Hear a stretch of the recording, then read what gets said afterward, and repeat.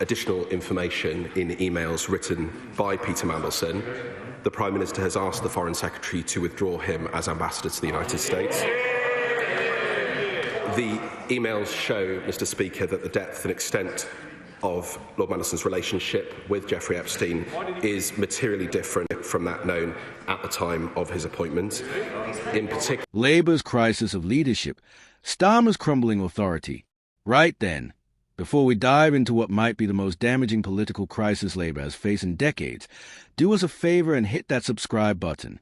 Trust me, you're going to want notifications on for what's coming next, because British politics just got a whole lot more interesting, and not in a good way for Sir Keir Starmer. Picture this.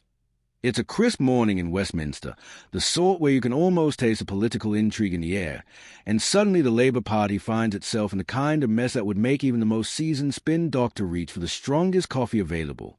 We're talking about a crisis so perfectly orchestrated by circumstance and poor judgment that it reads like a political thriller, except this time, the consequences are very real indeed.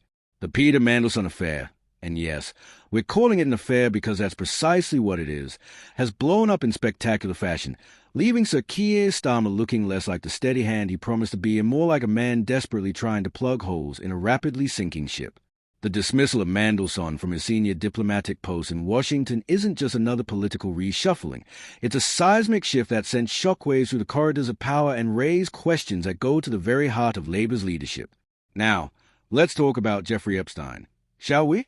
That name alone is enough to make any politician break out in a cold sweat, and rightly so. The revelations about Mandelson's past associations with a convicted sex offender have created a political storm of the sort that destroys careers and brings down governments. But here's where it gets truly fascinating and deeply troubling for Starmer's leadership. This isn't just about one man's questionable past. It's about judgment, timing, and the kind of decision-making that either makes or breaks prime ministers. And if you're finding this as gripping as we are, make sure you subscribe, because we're just getting started on unpacking this absolute political car crash. 14 months. That's how long Sir Keir Starmer has been at the helm, and what a turbulent 14 months it's been. When he took over, there was talk of steady leadership, of bringing competence back to government, of restoring Labour's credibility after years in opposition. Instead, what we're witnessing is a masterclass in how political capital can be squandered through a combination of poor judgment and worse timing. The Mandelson appointment was always going to be controversial. This is Peter Mandelson we're talking about, after all. The man who's had more political comebacks than a seasoned entertainer, who's been at the center of more scandals than most politicians see in their entire careers. But Starmer went ahead anyway, and now we're left wondering whether this was political calculation gone wrong or simply a profound failure of due diligence. The timing, however, is what transforms this from merely embarrassing to potentially catastrophic. With Donald Trump scheduled for a state visit to the UK, staying with King Charles, no less, the Epstein connections create a diplomatic nightmare of unprecedented proportions. Trump's own links to the Epstein saga are well documented, and now we have the spectacle of a British Prime Minister having to explain why he appointed someone with similar associations to one of the most sensitive diplomatic positions available. You have to wonder what the conversations in Downing Street are like right now. Can you imagine the awkwardness when Starmer has to sit down with Trump, knowing that they are both tainted by association with the same disgraced figure? It's the kind of political irony that writes itself, except the implications for Britain's international standing are anything but amusing. But here's where Starmer's predicament becomes truly precarious, and do subscribe if you want to stay ahead of where this is all heading, because the Mandelson crisis isn't happening in isolation. It's part of a pattern that's been building for months, a series of missteps and controversies that have steadily eroded Labour's position in Starmer's authority. Let's talk about Angela Rayner, shall we? The Deputy Prime Minister has been a thorn in Starmer's side for months now, and the questions surrounding her position have created another front in Labour's internal warfare. The speculation about her replacement has been swirling for weeks, and Starmer's handling of the situation has been nothing short of disastrous. His delayed decisions, his apparent indecision about whether to act, have created the impression of a leader who's either paralyzed by choice or desperately trying to avoid making the hard decisions that leadership demands. The internal tensions within Labour are becoming impossible to ignore. We're talking about a party that's supposed to be governing the country but seems more preoccupied with managing its own crises. The whispers in the corridors, The leaked conversations, the barely concealed frustrations, it all paint a picture of a party in turmoil, and that before we even get to the policy disasters. 14 months in power, and what do we have to show for it? A series of scandals that would make even the most scandal-prone government blush. The perch controversies that have dogged multiple ministers, creating the impression of a party that preaches austerity while practicing excess. The aggressive tax policies that have sparked backlash across the board, alienating everyone from small businesses to pensioners who thought they'd found a champion in Labour. And speaking of pensioners, let's address the elephant in the room. The winter fuel payment debacle that's seen Labour support among older voters collapse faster than a house of cards in a hurricane. These are the people who lived through the Thatcher years, who remember what it means to choose between heating and eating, and Labour's response has been tone-deaf at best, callously indifferent at worst. The ministerial resignations keep coming like a steady drumbeat of political mortality. Each one chips away at Starmer's authority. Each departure raises new questions about his leadership style and his ability to keep his team together. When ministers start jumping ship this early in the government's term, it's usually a sign that the captain isn't inspiring much confidence in the bridge. If you're keeping track of all these developments, and you should be, so hit subscribe, you'll notice a pattern emerging. This isn't just about individual scandals or isolated missteps. What we're witnessing is a systematic failure of political leadership, a government that seems to lurch from crisis to crisis without any clear sense of direction or purpose. The public has noticed. Oh, they've definitely noticed. The polling numbers tell a story that would give any Labour strategist nightmares. The sharp decline in support isn't just a temporary blip. It's a sustained slide that suggests the British public is losing faith in Starmer's ability to deliver on his promises. When a government loses the public's trust this early in its mandate, recovery becomes exponentially more difficult. But here's what makes the current situation particularly dangerous for Starmer. It's not just about policy failures or political missteps. The combination of the Rayner uncertainty and the Mandelson scandal has created a perfect storm that goes to the heart of his competence as a leader. These aren't external challenges that any government might face. These are self-inflicted wounds that raise fundamental questions about judgment and decision-making. The Epstein connection, in particular, is a kind of association that sticks. In our social media age, where every connection is scrutinized and every past association becomes ammunition, the decision to appoint Mandelson looks increasingly reckless. Did Starmer not know about the Epstein links? If so, what does that say about the vetting process? If he did know, what was he thinking?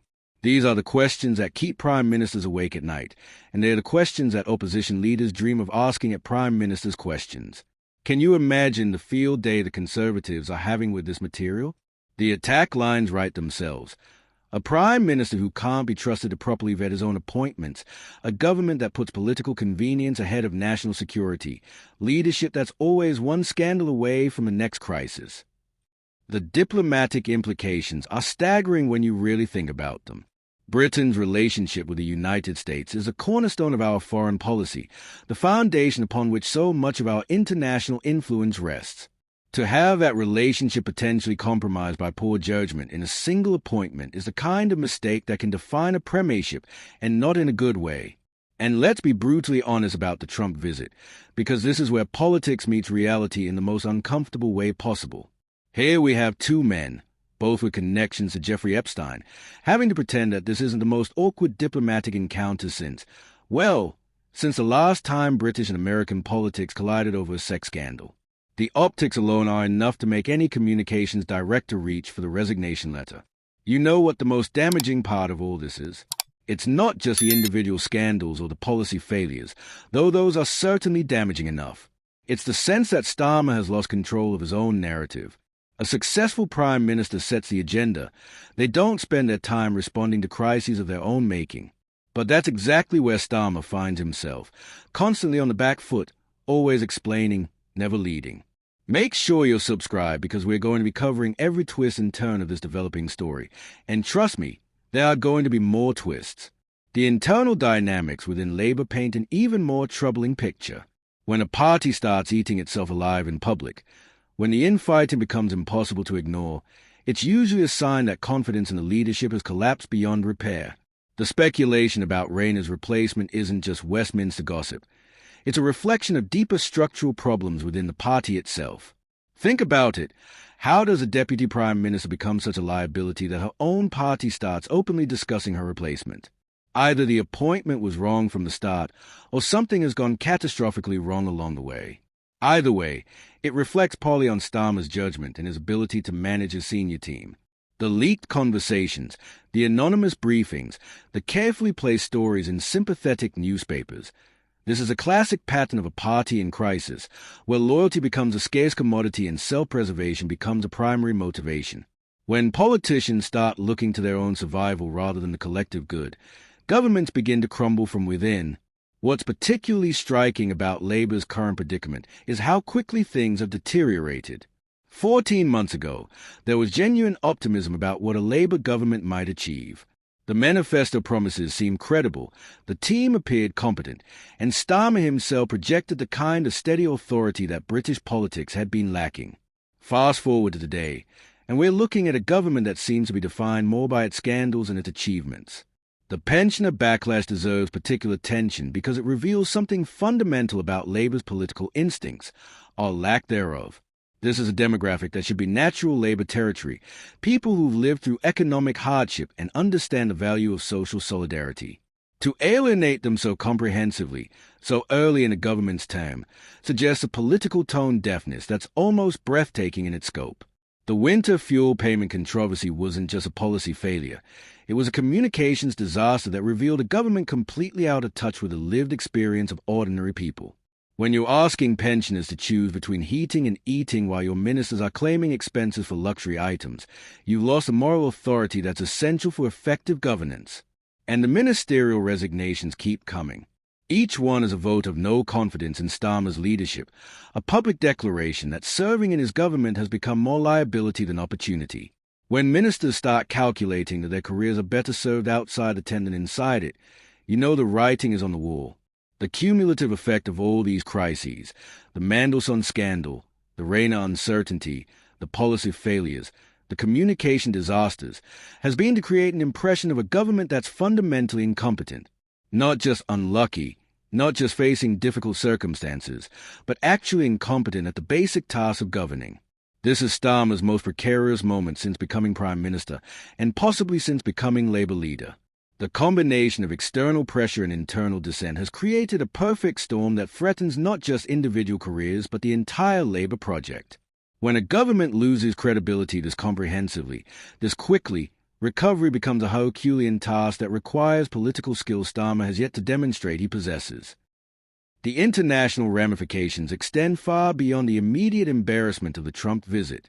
Britain's reputation as a reliable partner, as a country that takes due diligence seriously, has been damaged by the Mandelson appointment and the subsequent scramble to manage the fallout.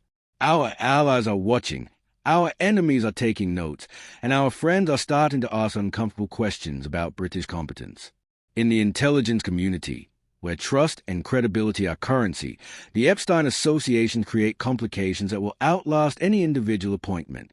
When you're dealing with sensitive information, with matters of national security, the people involved need to be beyond reproach. The decision to appoint Mandelson, regardless of his other qualifications, shows a cavalier attitude toward these considerations that's deeply troubling. The opposition, meanwhile, is having the time of their lives. This is the kind of material that opposition leaders dream of. Scandal, incompetence, and moral ambiguity all wrapped up in a package that's impossible to defend. The Conservative Party may have its own problems, but right now they're looking like a model of competence compared to Labour's ongoing circus. So where does this leave Sir Keir Starmer? 14 months in, facing the biggest crisis of his leadership, with his authority ebbing away like tide going out, the man who promised to bring competence and integrity back to British politics finds himself mired in exactly the kind of sleaze and incompetence that he promised to eliminate. The next few weeks will be crucial. How Starmer handles this crisis, how he responds to the mounting pressure, will determine whether he can salvage his premiership or whether we're witnessing the beginning of the end for yet another Labour government. The signs aren't encouraging, but in politics, as in life, there's always a possibility of redemption if you're willing to make the hard choices that leadership demands.